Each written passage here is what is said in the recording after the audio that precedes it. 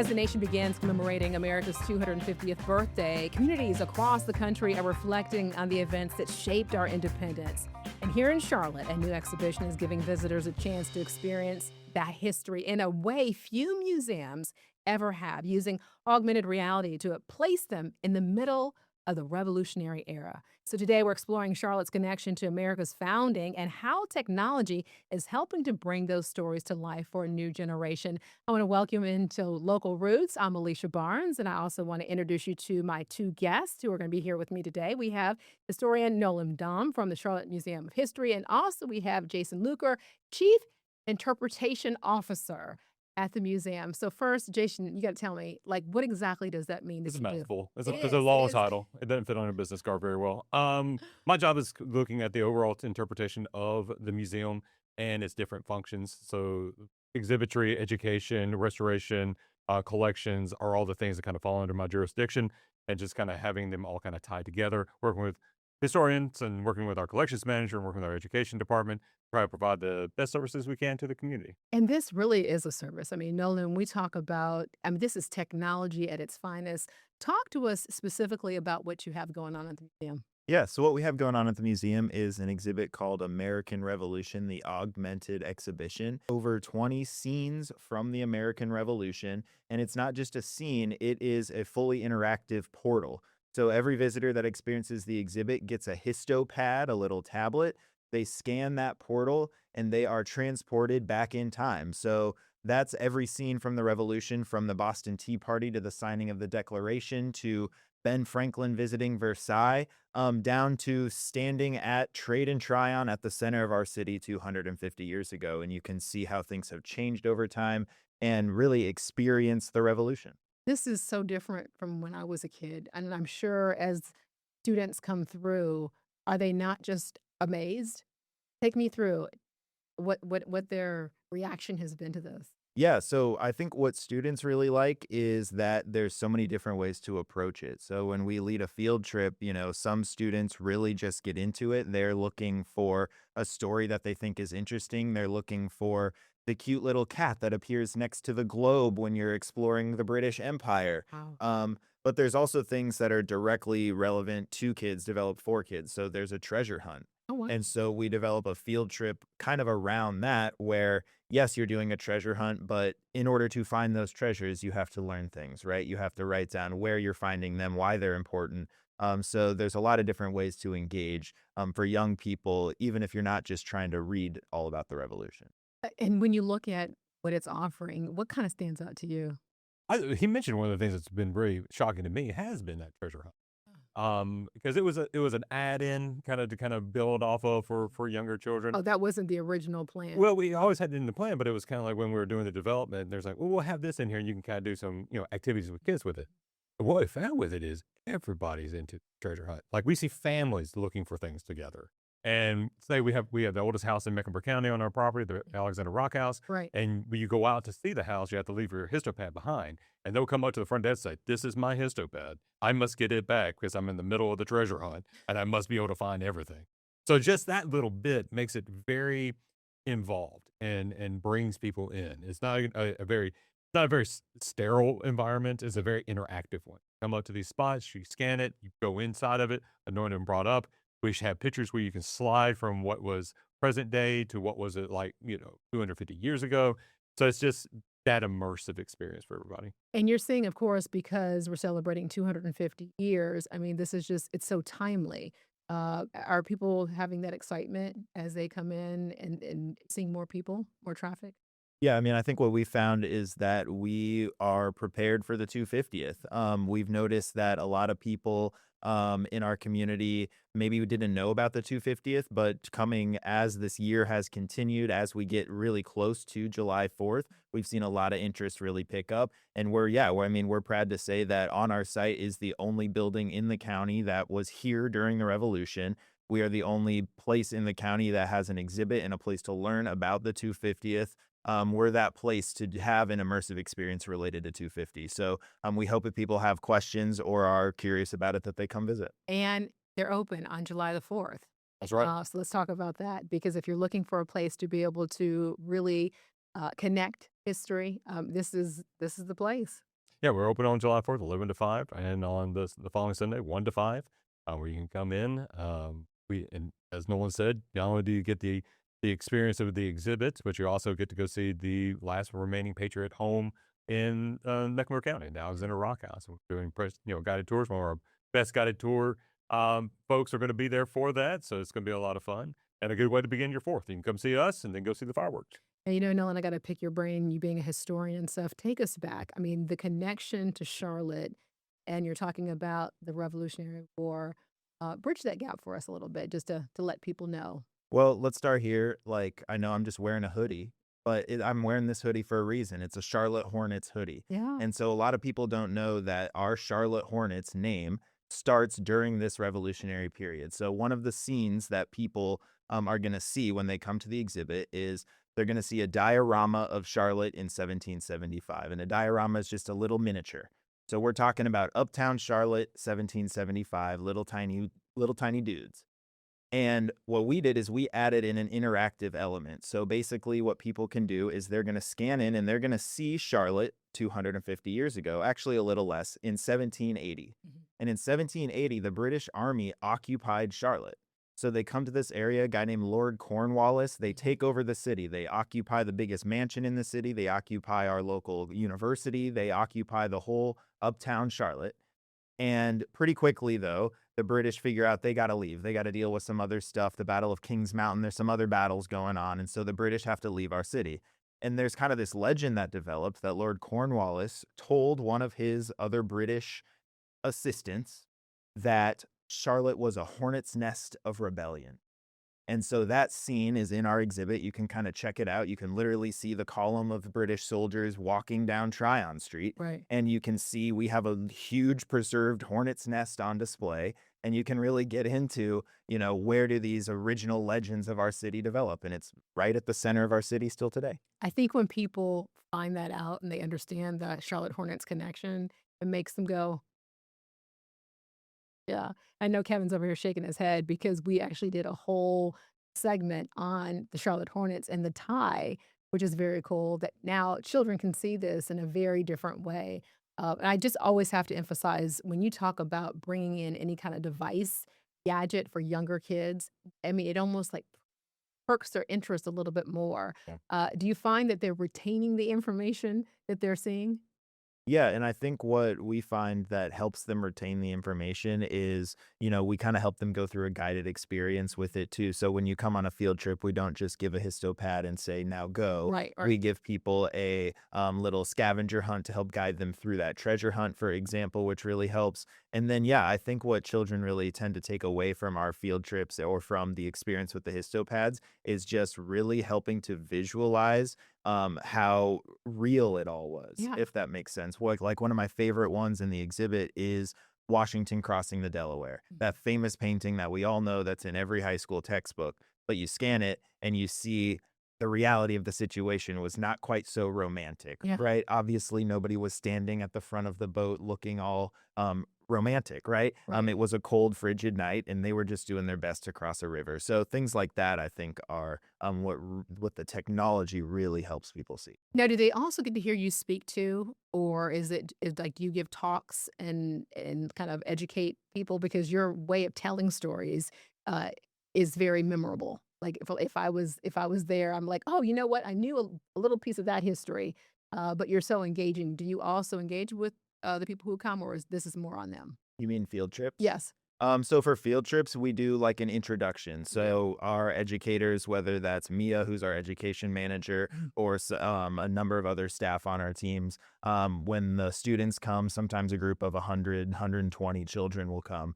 And so sometimes that's 4 of our staff are greeting those kids, helping them use those histopads, and then we will be in the galleries with them. So I mean, the goal is that when students come, we don't want to talk at them. We Okay. like that they're coming to our museum for an engaging experience. Right. But we do all sorts of other talks and lectures and things like that, though. Yeah. Let's show you some of this video full so you can be able to see here exactly what you're seeing when you there or at the museum. You can see, look at that, history meets technology. History is only powerful if people connect with it, and that's where this exhibition takes a very different approach. So coming up on our conversation, it continues We're going to thank you for watching Local Roots. I'm Alicia Barnes. We'll be right back.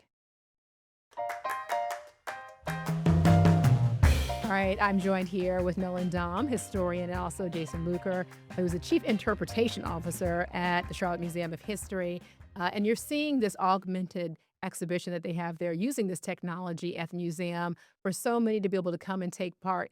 It's called American Revolution, looking at all the pictures that you see, kind of zooming around to be able to show you.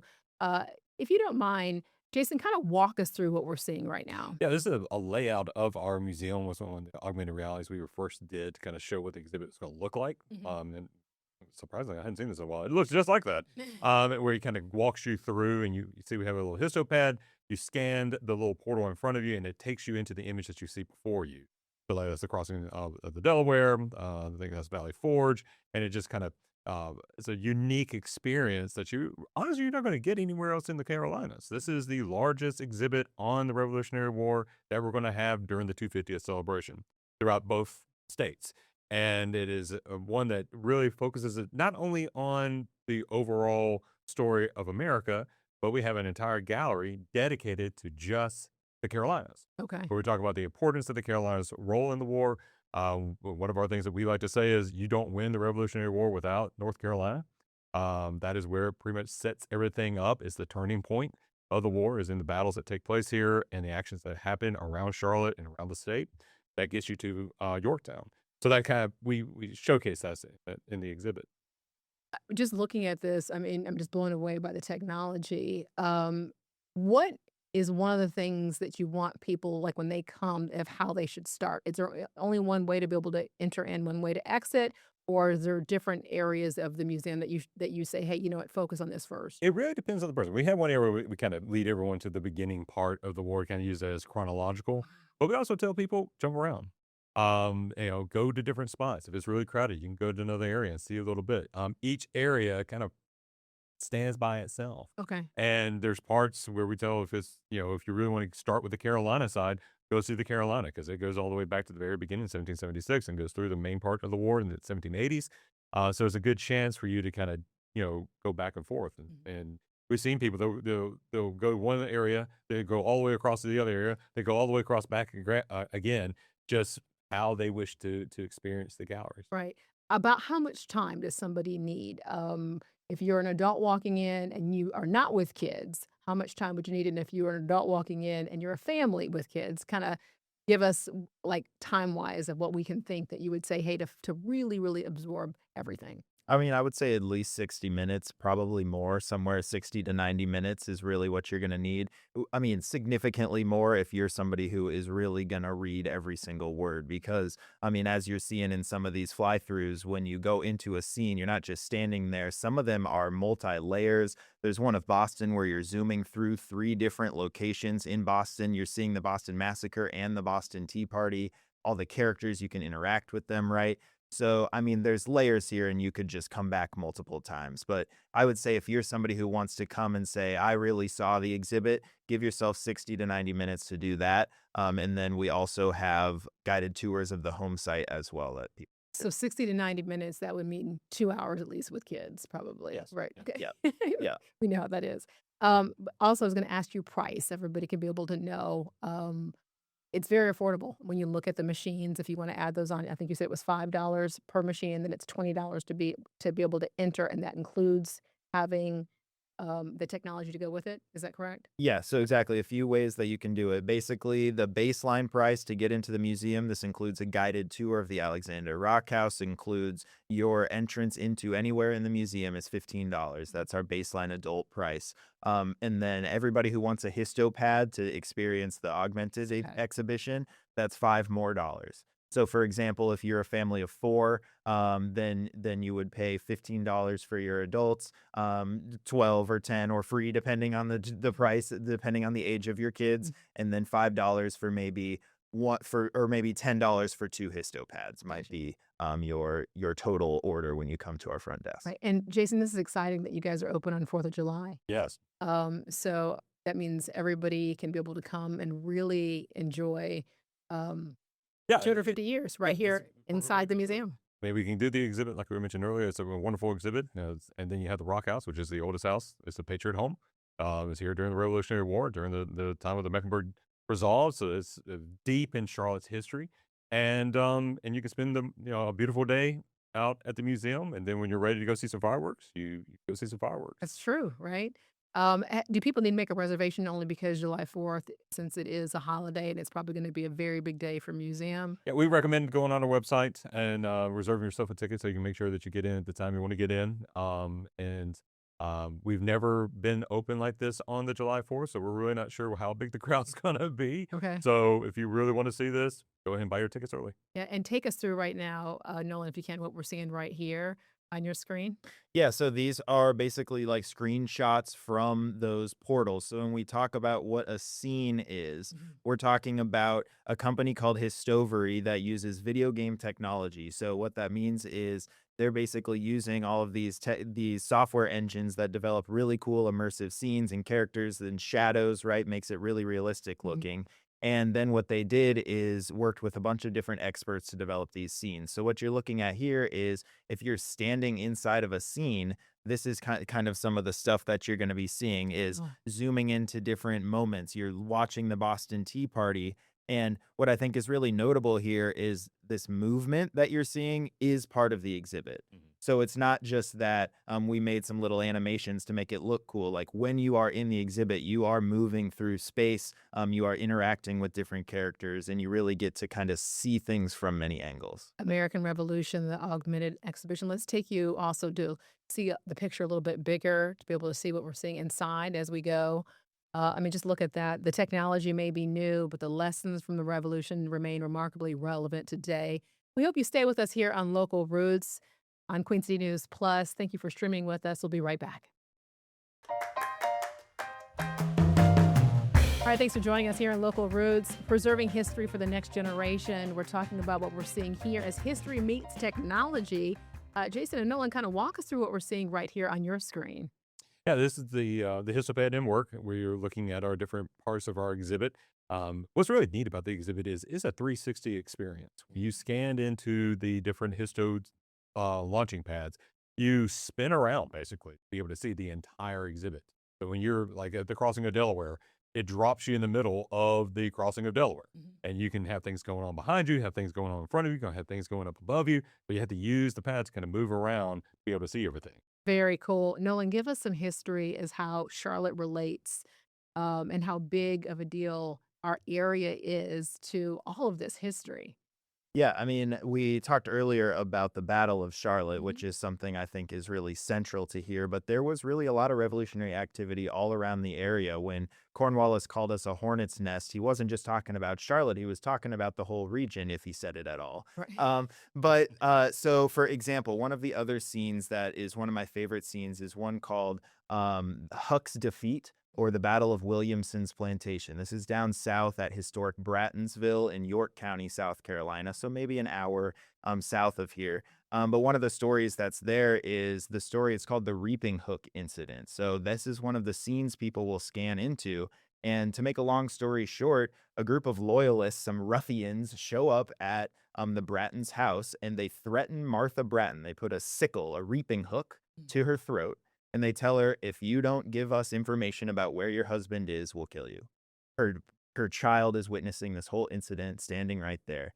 Martha refuses to give up information. It ends up being Huck's defeat, right? A kind of a key victory, or a key defeat, depending on which side you're on. And Martha ends up surviving the incident, doesn't give up information. Basically, as the story goes, the loyalist drops his sickle kind of in fear. So obviously, this is a little bit romanticized of a story, but Yeah. it just goes to show how important women and how important the home front, how important women, children, enslaved people, all of the people who we often put in the background of these stories. Mhm. In our exhibit, we really tried, especially in the Charlotte side, to make sure that those stories are at the forefront. I wish you would have been my history teacher. I would have retained so much more. I got to piggyback to what you just said, though. You said if Cornwallis said it at all. I know you're a historian, and because there's no actual proof that he said it, is that what you were referring to? But everybody says this story has been passed on. But when you go back, it's like people are trying to find it, and so that's kind of the joke of what you're saying. If he did say it all, if am I reading that correctly? Yeah, I mean, the story just kind of pops up in the early 1800s. Like, we don't have the document where Cornwallis wrote down that we're a hornet's nest of Yeah. rebellion. But honestly, the fact that we don't know makes it an even better legend. It does, and Yeah. the way you say it is just perfection. Any last words from you, Jason? I always get very fascinated with our area that we normally don't think about Yeah. with the Revolutionary War. It's really a civil war. Mm. This is the war where it's brother against brother. When you're talking about at Brattonsville, when that hook is being put up against Martha's throat, that was most likely another American that was threatening to murder his neighbor, and that's what you see in the Carolinas. Really, the Civil War of the Revolutionary War is fought in the Carolinas. And the battles that are around here are basically between people who know themselves very well, Mhm. and are making choices about which side they're going to choose. And by the end of it, here in the Carolinas, it's clearly that the Patriots have won out. So as a fascinating point is that I think so many times we don't only think about the redcoats are coming, the redcoats are coming, Right. or those type of battles. We don't realize that this is being fought majority by loyalists and patriots who are both citizens of this area or residents of this area, trying to decide where we're going to go from here. Yeah. Let's take you back inside of the exhibition here, if you'd be able to see this technology at its finest. As we close out, history isn't just something that we read about, it's something that we inherit. And when new technology helps us better understand where we came from, it can also shape how we think about where we're going. So that's the goal behind American Revolution, the Augmented Exhibition, reminding us that some of America's most important stories happen much closer to home than many people realize. Jason, you brought that point home so beautifully. Nolan, thank you so much for sharing your history. And thanks for being here on Local Roots. And thanks for streaming with us here on Queen City News Plus. This has definitely been enlightening and inspiring, hopefully, to a lot of children who also want to come out on the 4th of July holiday. Thank you so much for being here. Thank you. Thank you.